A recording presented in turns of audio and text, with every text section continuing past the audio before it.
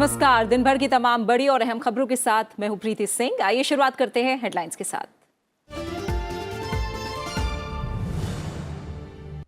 संसद का बजट सत्र का दूसरा चरण। लोकसभा से जम्मू कश्मीर के लिए वित्त वर्ष 2022-23 का बजट पारित। वित्त मंत्री ने दिया चर्चा का जवाब। राज्यसभा में उत्तर पूर्वी क्षेत्र विकास मंत्रालय के कामकाज पर चर्चा। युद्धग्रस्त यूक्रेन से सुरक्षित निकाले गए छात्रों की शिक्षा पर ध्यान देगी सरकार। लोकसभा में केंद्रीय शिक्षा मंत्री का बयान। छात्रों को डॉक्टर बनाने में हर संभव मदद का दिलाया भरोसा। देश में कोविड के दैनिक मामले 680 दिनों में सबसे कम। 16 मार्च से 12 से 14 साल की उम्र वाले बच्चों को लगेगा कोरोना का टीका। बुजुर्गों को बूस्टर डोज पर भी बड़ा फैसला। यूक्रेन में रूस की भारी बमबारी जारी। कीव पर रूस की बढ़त के बीच दोनों देशों के बीच बातचीत। रेड क्रॉस ने की पलायन करने वालों के लिए सुरक्षित मार्ग देने की मांग। और बेंगलुरु टेस्ट में टीम इंडिया की शानदार जीत। टेस्ट सीरीज पर 2-0 से कब्जा। श्रेयस अय्यर बने player of the match. Rishabh Pant बने player of the series.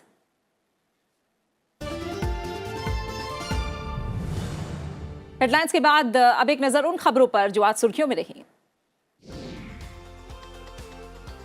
National council के प्रेसिडेंट वुल्फगैंग सोबोत्का, फेडरल काउंसिल की प्रेसिडेंट क्रिस्टीन शोर्स फोक्स और ऑस्ट्रियाई संसदीय प्रतिनिधिमंडल के अन्य सदस्यों ने लोकसभा अध्यक्ष ओम बिरला से मुलाकात की। ओम बिरला ने कहा कि भारत और ऑस्ट्रिया के संबंध 7 दशक पुराने हैं, जो दोनों देशों के लिए खास महत्व रखते हैं। साथ ही ऑस्ट्रियाई संसदीय प्रतिनिधि मंडल के सदस्यों ने संसद के नए निर्माणाधीन भवन को देखा और उसके 3D इमेजेस की सराहना भी की।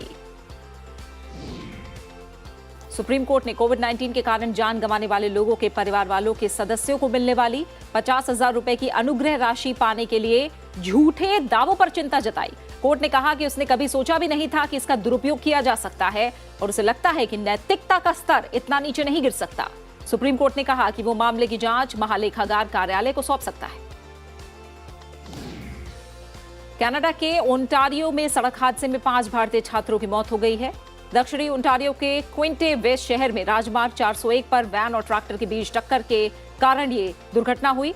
छात्रों की उम्र 21 से 24 वर्ष के बीच है। सभी ग्रेटर टोरंटो और मॉन्ट्रियल इलाके के स्कूलों के छात्र थे। चीन में भारत के नए राजदूत प्रदीप कुमार रावत ने प्रभार संभाल लिया है। प्रदीप कुमार रावत से पहले राजदूत विक्रम मिस्री ये जिम्मेदारी संभाल रहे थे।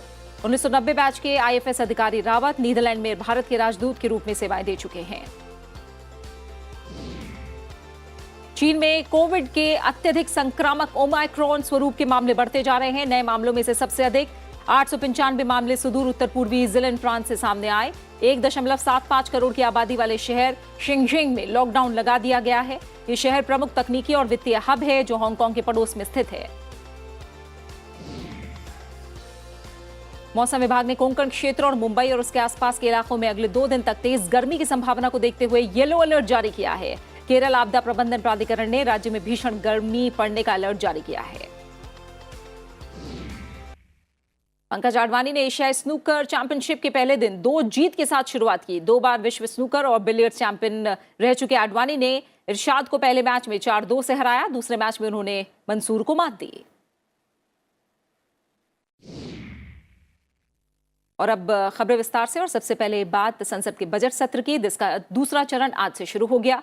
बजट सत्र के दूसरे चरण के पहले दिन केंद्रीय वित्त मंत्री निर्मला सीतारमण ने केंद्र शासित प्रदेश जम्मू और कश्मीर के लिए बजट पर सदन में हुई चर्चा का जवाब दिया।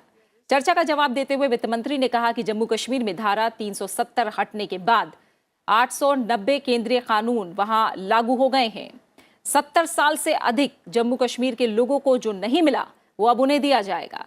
इससे पहले उन्होंने सदन में अनुदान के लिए पूरक मांग, अनुदान की मांग और जम्मू और कश्मीर के लिए अतिरिक्त अनुदान की मांग को लेकर चर्चा के लिए इसे पेश किया।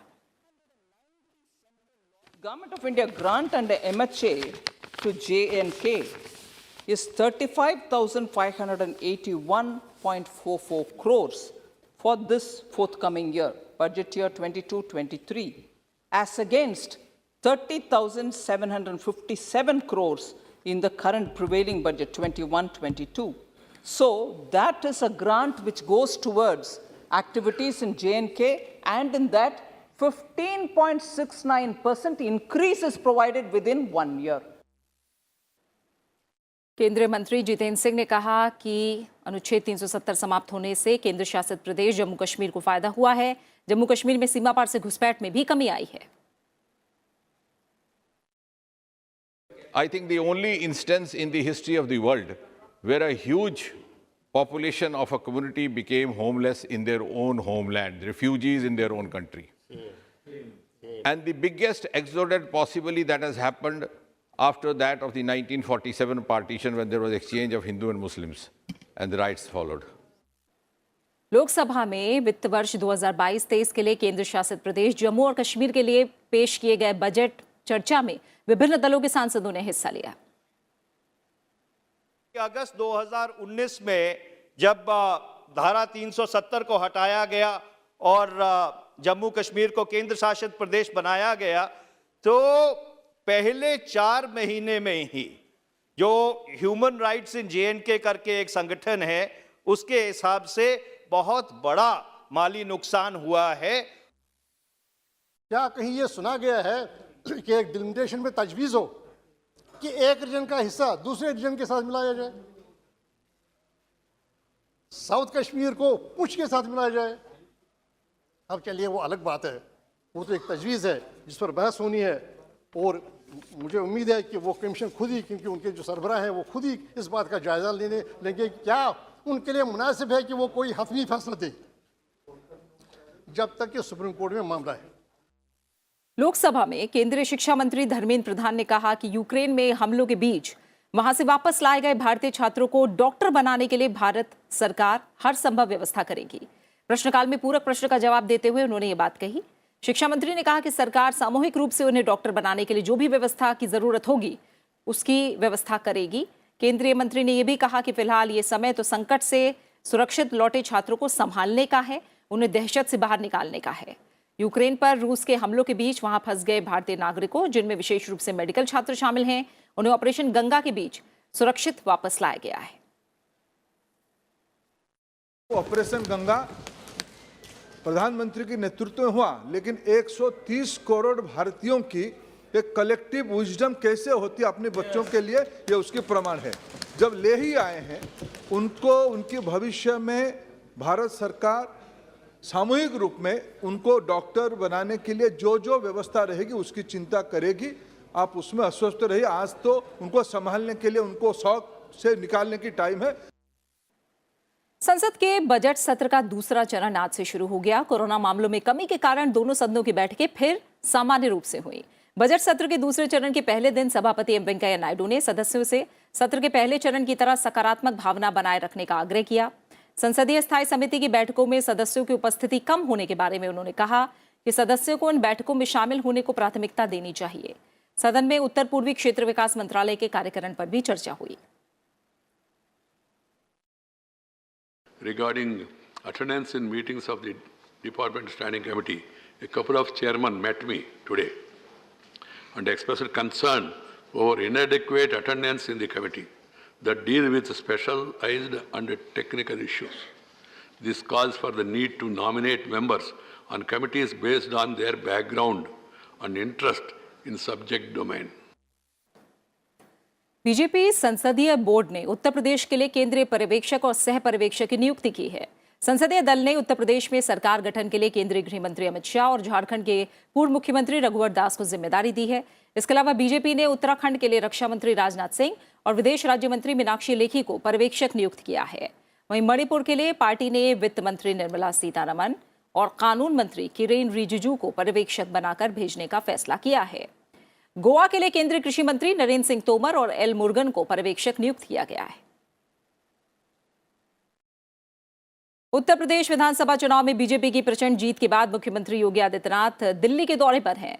मुख्यमंत्री योगी आदित्यनाथ ने राष्ट्रपति रामनाथ कोविंद से मुलाकात की। उत्तर प्रदेश में मिली शानदार जीत के बाद ये उनकी पहली मुलाकात थी।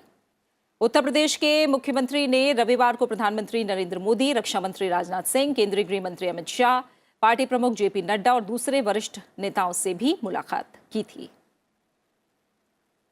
वहीं पंजाब में ऐतिहासिक जीत दर्ज करने के बाद आम आदमी पार्टी के नेता भगवंत मान ने लोकसभा की सदस्यता से इस्तीफा दे दिया है। भगवंत मान संगरूर लोकसभा सीट से 2 बार के सांसद हैं।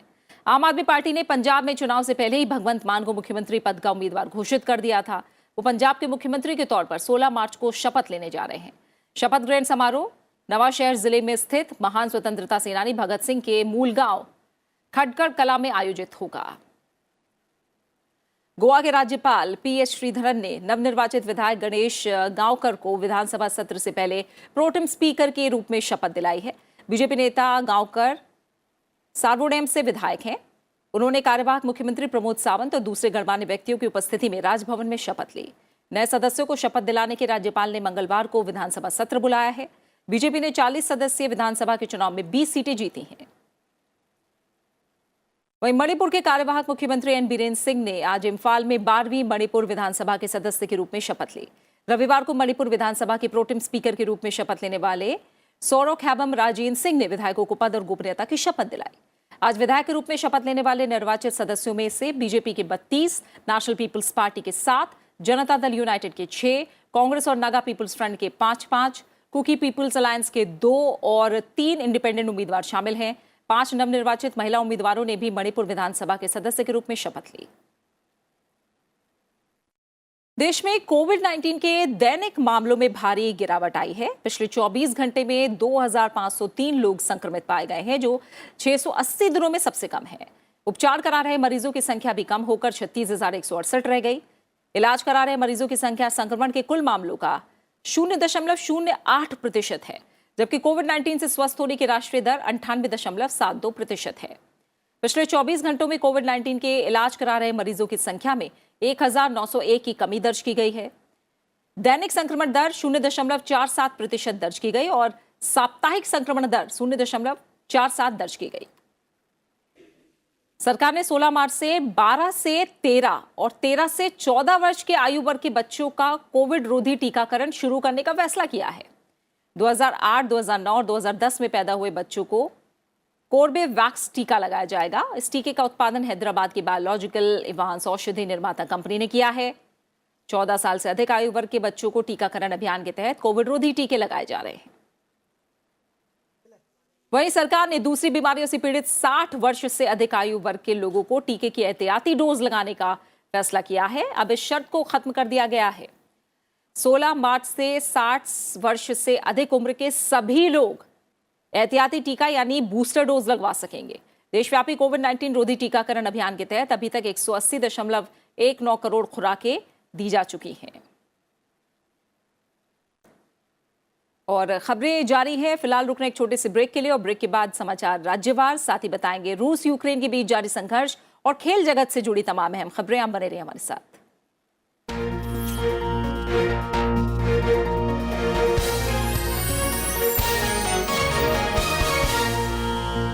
I appeal to all of you. मामले में महत्वपूर्ण मुद्दों को उठाइए।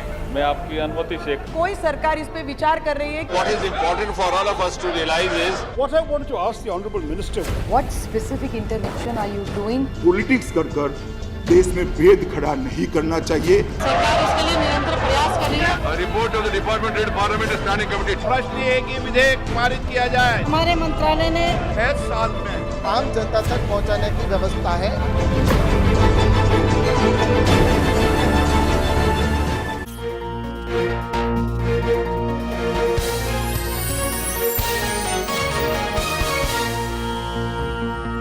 ब्रेक के बाद आप सभी का स्वागत है। बढ़ते हैं आगे और अब बात करते हैं राज्य से जुड़ी अहम खबरों की।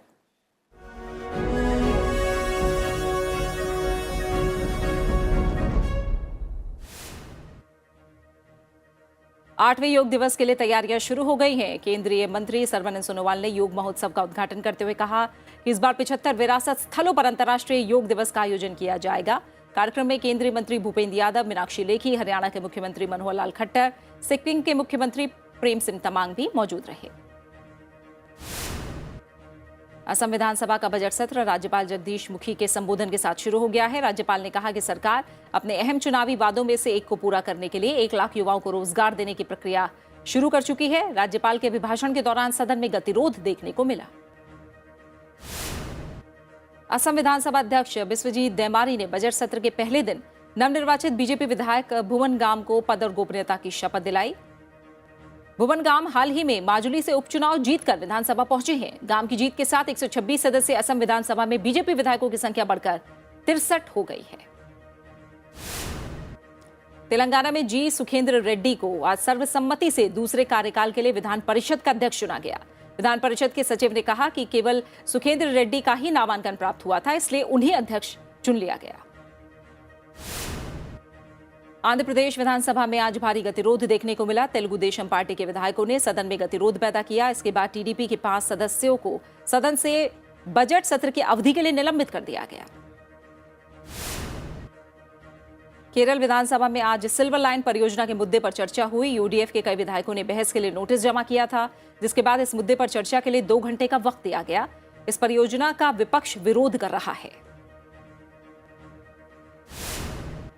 पश्चिम बंगाल की मुख्यमंत्री ममता बनर्जी ने 2007 में नंदीग्राम में भूमि अधिग्रहण विरोधी आंदोलन के दौरान पुलिस की गोलीबारी में मारे गए लोगों को याद किया। उन्होंने कहा कि उनकी सरकार उपज बढ़ाने के लिए किसानों को हर संभव मदद दे रही है। प्रदेश में हर साल 14 मार्च को कृषक दिवस के रूप में मनाया जाता है। कर्नाटक सरकार के मंत्री डॉक्टर सीएन अश्वत्थ नारायण ने बेंगलुरु में आर्ट पार्क के नवाचार शिखर सम्मेलन 2022 का उद्घाटन किया। इसमें रोबोटिक्स विकास, ग्रामीण क्षेत्रों में कनेक्टिविटी बढ़ाने, भारत को ड्रोन से जोड़ने, शिक्षा और कौशल की खाई को पाटने के लिए प्रौद्योगिकी के उपयोग पर विचारों का आदान प्रदान हुआ। गुजरात के भिलोदा से कांग्रेस विधायक डॉक्टर अनिल जोशियारा का लंबी बीमारी के बाद चेन्नई के एक अस्पताल में निधन हो गया। 69 साल के थे और अरवली जिले की भिलोदा सीट से 5 बार के विधायक थे। डॉक्टर अनिल जोशियारा को 1 महीने पहले कोरोना के इलाज के लिए चेन्नई ले जाया गया था।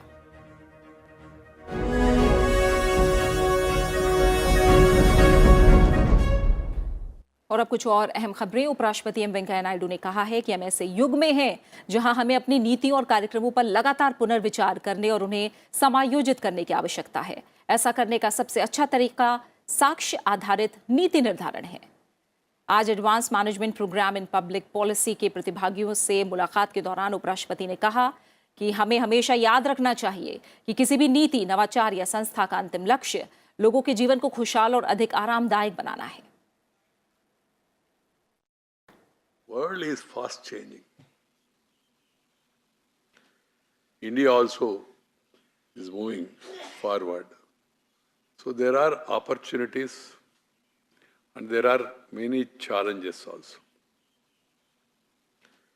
This mixed batch of private and public sector students, I feel that it will help to cross learning from each other, sharing experiences. Always is useful. I am sure this program will help you all. और अब कुछ अहम अंतर्राष्ट्रीय खबरों पर एक नजर डालेंगे। युद्धग्रस्त यूक्रेन ने उम्मीद जताई है कि रूस के साथ नए सिरे से कूटनीतिक वार्ता से और अधिक नागरिकों को निकाले जाने का रास्ता खुल सकता है। यूक्रेन के राष्ट्रपति वोलोदिमीर ज़ेलेंस्की ने रूस के राष्ट्रपति व्लादिमीर पुतिन से सीधी मुलाकात करने का अनुरोध किया। वोलोदिमीर ज़ेलेंस्की ने नाटो नेताओं से देश पर नो फ्लाई जोन घोषित करने का अनुरोध किया और इस अनुरोध पर पश्चिमी देशों का कहना है कि इससे युद्ध में परमाणु टकराव का खतरा पैदा हो सकता है।